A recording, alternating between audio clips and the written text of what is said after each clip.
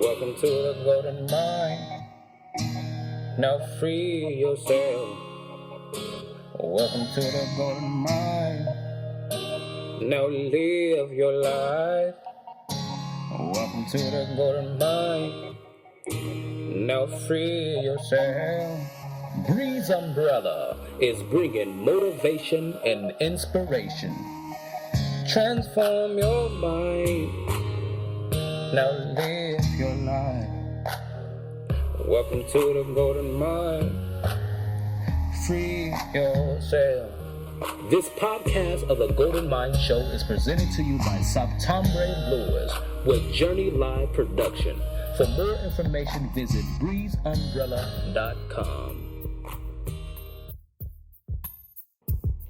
Thank you all so much for joining us here on the Golden Mind Show. I'm super stoked about our guest today, Marilyn Redmond. I think she's going to really open our eyes and actually open our minds to a lot of different things as we talk about her books and some other details that she'd like to share with us. Marilyn Redmond is an international winning writer, speaker, therapist, and consultant. She's internationally board certified for regression therapy and a member of the American Board of Hypnosis. She was also featured in the Who's Who for professionals and executives for her pioneering and innovative work in restoring traumatic lives, healing emotional causes of illness, and releasing negative energy. In addition, she's an international consultant for domestic violence. Her understanding and wisdom of the human dilemma and solutions will work for you too. Marilyn is available for speaking, interviews, seminars, and individual counseling. If any of that sounds amazing to you, you're going to enjoy this lovely, lovely interview. I'm excited and stoked about all that she has to share. Stay tuned for more. Marilyn, welcome to the show. Thank you so much for joining us here. Well, I want to thank you for asking me to be on your show. This is a real treat, and I'm looking forward to it too.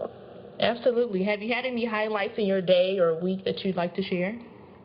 Well, yes. A lot of wonderful things are happening in my life today. My life was really dismal and very traumatic in the past, and every day is a gift. Today I can wake up in the morning and be happy and enjoy what's going on and know that I'm not going to be hurt and threatened and physically harmed anymore. And so, every day is just a winner today. It's so nice to be able to be myself and to have fun and enjoy my life rather than being under the threat of fear. So I've become fearless in my journey, and I love it. So you recently released a book, The Real Meaning of 2012, A New Paradigm Bringing Heaven to Earth, and it's available on Amazon and Kindle. Will you tell us a little bit about what that book is detailing and what it means to you? Yes, I'd love to. That's the last book I've had published. I have other books on Amazon.com also. But this book is particularly important because the energy in our universe changed in 2012 from the dark energy which kept us suppressed in a negative energy field. And as the planet is going through the photon band now, we are receiving more positive energy to the planet Earth, which is giving us the energy and support we've always needed to move out of that fear, which we've been pretty much conditioned into by the culture that we live in to be fear-based. And now we have not only our own inspiration to move ourselves out of being a fear-based person and being fearless, but we have the support of the planet with us. And the planet has moved into fifth dimension, which is unconditional love, and we can do that too. So my book is telling you how the ego, the edging God out, some people call the ego, how the ego has actually stopped us from moving into this unconditional love, and we no longer need to really pay attention to those fear messages in our brain anymore. We can move into our heart and actually move forward into this unconditional love where there's no judgment, criticism, or condemnation. And with the energy changing, my book actually explains what third dimension is, and we've been living in a very physical, material world.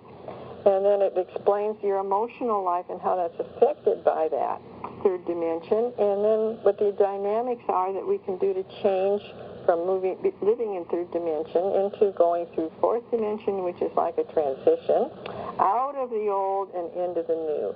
into the fifth dimension of heaven on earth, which has always been there, but the fear has blocked it from our awareness. And now we can open our eyes and become aware that that love is already there. And we can. My next book coming out is called Paradigm Busters, Reveal the Real You, and that book is being published right now.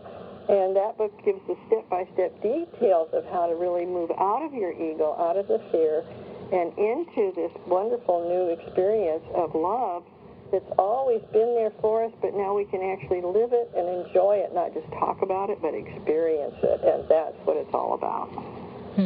So you're mentioning that we kind of have this film of fear that without being conscious, we live our lives based on it. So do you believe that we also have other characteristics that are conditioned based on how we live and where we live and those kind of things that prevent us from excelling in life and ultimately existing as our true selves? Oh, I think that's a marvelous question. Yes, so many. That's why I became a past life regressionist and a hypnotherapist, is most of what actually runs our life comes from the subconscious. And so it's kind of like having an iceberg where you see the tip of the iceberg above the water, but really what's motivating us is the part you don't see. So when you go into the subconscious of our experience, the part that we've been kind of shut off from when we come into this planet, that part can finally be exposed and changed out of the karma that we've had from past lives. And we can also change the current problems. When it says we reap what we sow, and sometimes in our lives I have not been the best of participants in sending out the most loving energy. Sometimes I can get quite angry or resentful. And so if I change those energies and transgress over them and transform it into forgiveness and compassion, I don't have to live in that fear anymore. I'm free of it. And I can transform my life into that heaven, which I truly have. When you come from hell, it's wonderful to think that you don't have to go back there. You can actually move out of it. So, yes, it's possible for us to look at what we haven't seen in the past and replace it with love and grace. And moving into that fifth dimension is a form of grace and bliss and ecstasy. And we don't have to have fear-driven lives anymore. The newspapers and the media and the newscasts at night, the evening news and everything is all about, as you notice, mostly about fearful kinds of situations that happen, especially, sadly, the one in Paris. And all these things bring about fear in our lives, but to realize this is all playing out so they can leave, and that love can come in and replace it. And we're at a beautiful time in history. We're here to observe that change. Some people have called it the end of times, but it's the end of the fear and the new opening into a loving life that we are actually created in, the love of God. So that love is in us, and now we're going to start to have it as part of our lives on a daily basis. And that's just exciting to me. So, it really sounds like you had a burst of change for you, a transitional period. So just kind of tell us what has been the motivator for your current existence, kind of detailing what incidents took place in the past that I guess was the platform or the beam to kind of like push you into this, existence of, I want to not only get to a place of self-conscious and love for myself, but I also want to share this with others and encourage them to also be more aware to these things rather than to be, subjective to fear. Well, thank you for asking, because that's really important that we all have to look at what's gone on in the past so we can change it. And we have to identify those things. And I didn't know for years that I was raised in a dysfunctional family of alcoholism and mental illness. That was normal to me. And in my first book, Roses Have Thorns, Encouragement on Evolving from Pain to Joy, I actually have poetry depicting the different situations I went through in that traumatic, abusive situation of being in domestic violence as a child and domestic violence in my marriage for 30 years. So I was very much ingrained in the depths of fear and abuse and all the things that go with that. So at one point, I wanted out of my marriage of domestic violence, and I really didn't know how. I had no living tools. I was emotionally 3 years old, I had not grown up because my parents had not grown up. They couldn't show me how to grow up and become a mature person. So there I was stuck as a 3-year-old without any way to handle my circumstances, and he was trying to kill me. And I went to a psychiatrist and got medications thinking that a psychiatrist could help me, but what I discovered is prescriptions are drugs, and they actually make things worse. They are poison, and they poisoned my system so much that I was ready to die from them. And so my husband was trying to kill me, and I was literally killing myself with prescriptions, and I didn't know alcohol was just another toxic substance and didn't mix well with prescriptions, and so I was dying. And one night I knew I wasn't going to get home alive. My husband had acted out so badly that night, I just knew I was a goner. And so I normally, from church, always read the prayers out of the hymnal, but that night, out of the blue, all spontaneously, I said, God, please help me, I don't want to die. And my life changed that fast. Within a few weeks, I found appropriate counseling that understood that I had become addicted to the prescriptions. I found appropriate counseling to help me understand my predicament that I was in. I found 12-step groups to help me get tools for living that I never had before. And I started finding other avenues of help that I didn't even know existed. It's like God just opened the door and said, here's the answers. It was marvelous. And so it's been, and my trip has been 30 years of exploring that part below the iceberg that you don't see. And in changing those from the situations that occurred from many years past in my childhood and from other past lives, I do that kind of regression. I help people with their past lives to heal those.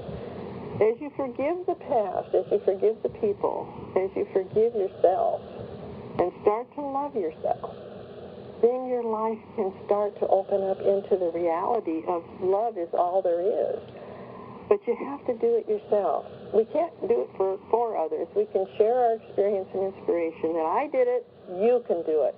And what I've discovered is every time I raise my energy into a higher place from releasing something that was very drastic and traumatic in the past, especially incest and sexual abuse that I went through, that it raises the energy around me, which raises the universal energy. And so as you change, the whole universe changes and gives support for the other people around you to change.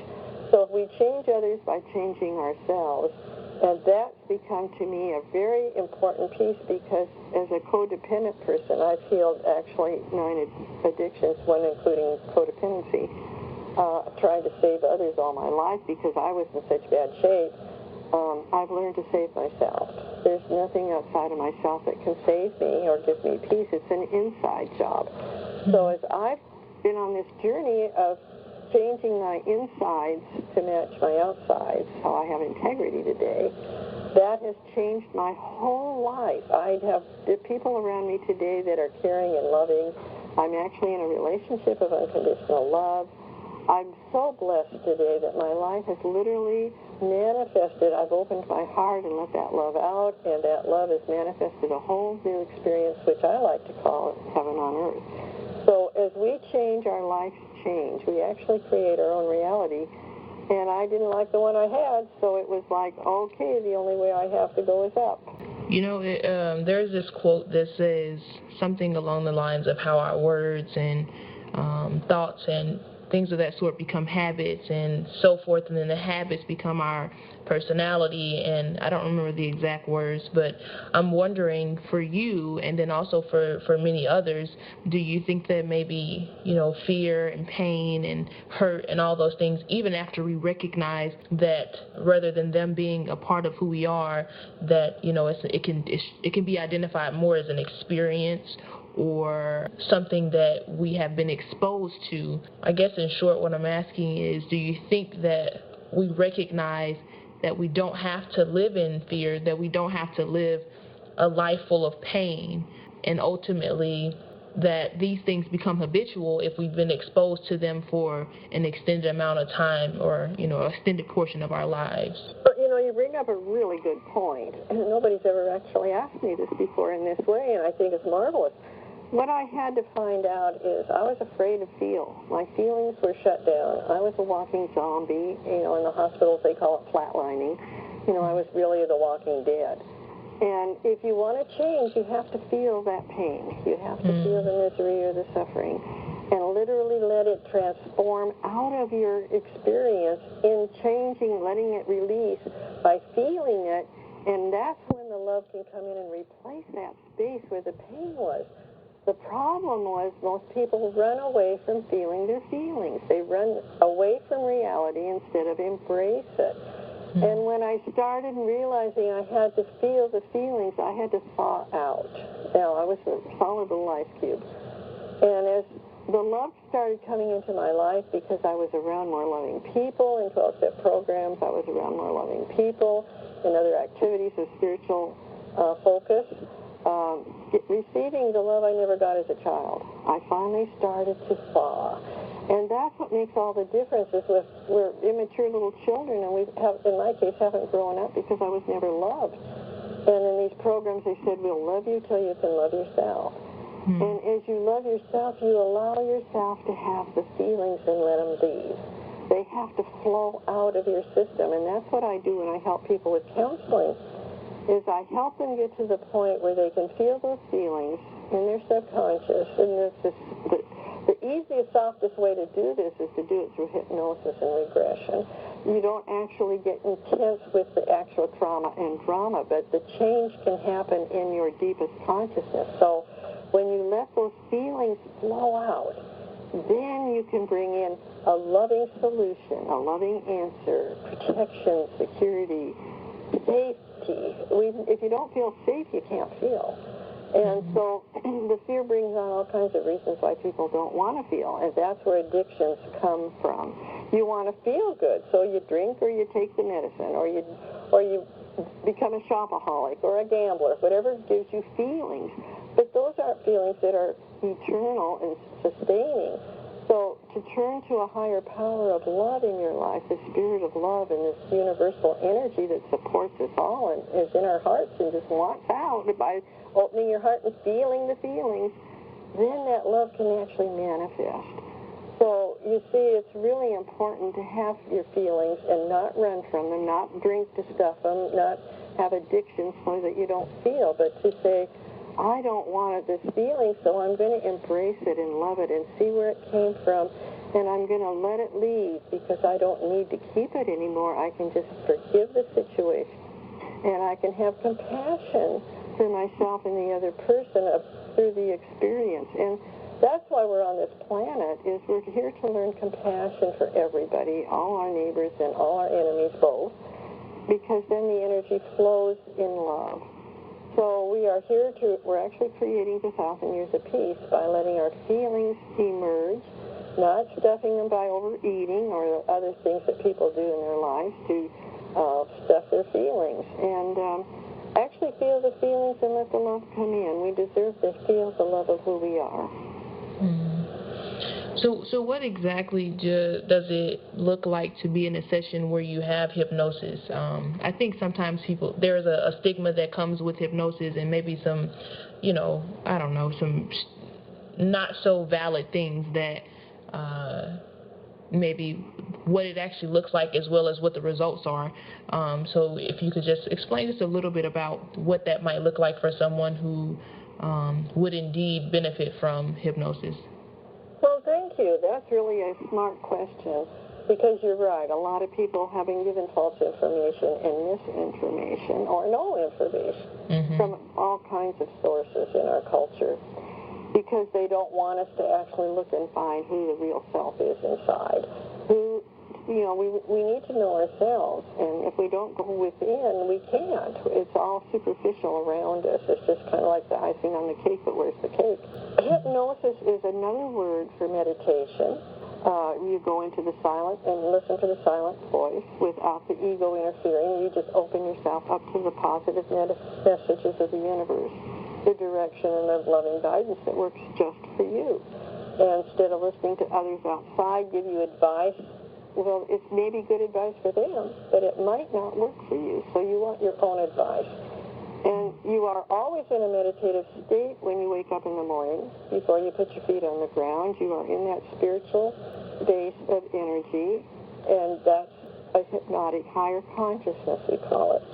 And when you are dozing off to sleep at night, you are again in that higher consciousness, altered consciousness, some people call it. Also, when people are driving, sometimes you can get very hypnotized while driving on the road, and all of a sudden, oh, where am I? What's going on? You've been in a hypnotic state. So, watching television is probably the most common way to hypnotize yourself, and that's why it's so successful at selling all the advertising that you see on television. If people are hypnotized by watching television over a period of time, you go into this altered state and it goes into your consciousness and you go out and buy the product. So you can't do anything, though, however, that just goes against your true values in hypnotism, and that's a false understanding that somebody can hypnotize you and make you do something that goes against your values. That just is impossible. When you're in a hypnotized state, you always have the power to release and come out of the state if you're uncomfortable. However, I have found my clients I've never had anybody, even though I give them a release suggestion, I have never had anybody want to come out of that state because it's usually a very peaceful, comforting state.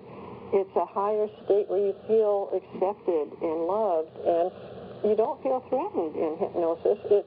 You might feel the experience of what you're going through, that you're healing, but it's never to the extent that it happened in reality or the physical world as such. So when people have healed various very serious situations, or when they describe their dying situation, it's not like you are in the middle of it again. It's like you're a remote viewer. You're seeing the situation from a distance, but the energy is allowed to shift. And so hypnosis is actually a very effective, productive, and actually economical way to change your life. It can actually heal medical conditions, because medical conditions are emotional conditions that have become physical. So when you deal with the root cause of the problem and replace it with love, love heals. And so it's a very effective way to have your life evolve and transform into a more productive, enjoyable life that you can have gratitude and be grateful for all the wonderful opportunities and wonderful experiences and feelings that come to you when you don't have the fear.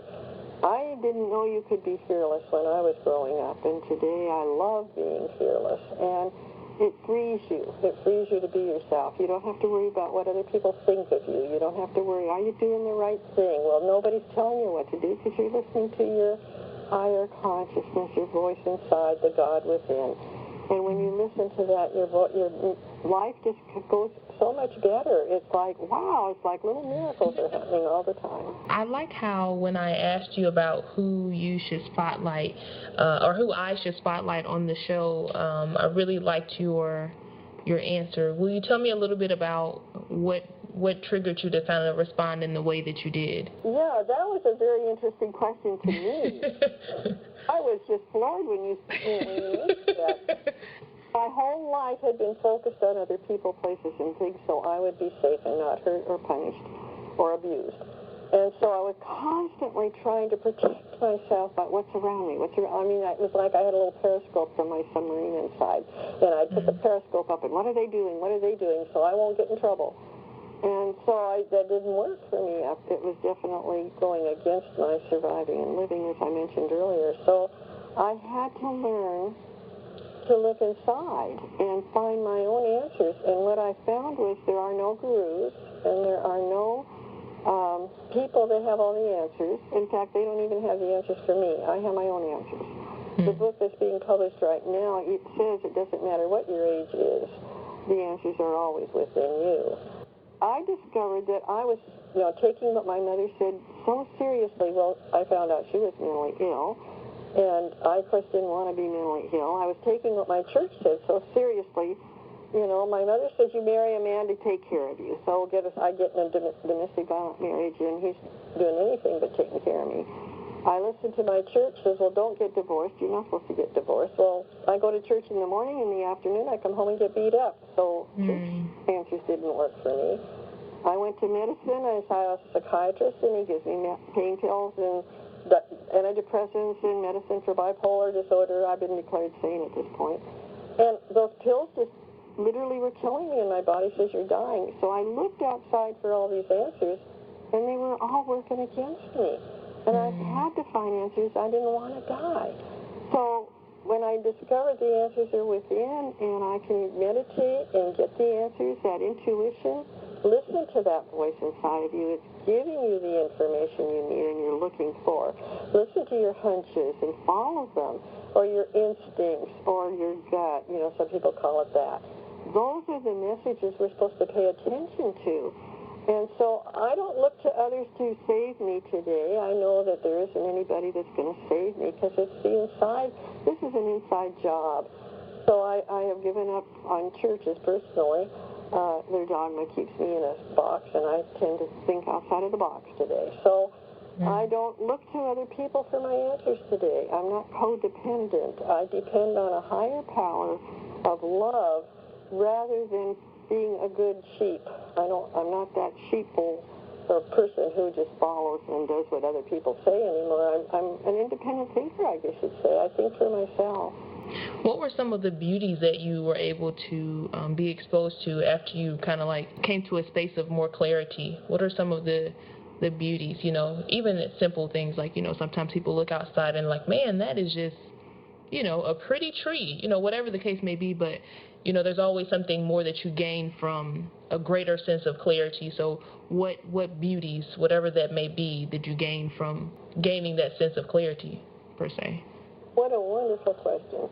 The very first time I realized it was working in my life, I'm a retired school teacher, and I woke up one morning feeling really good. Now, I'd had depression all my life, okay? I was on antidepressants at one point. They don't really help, I found out.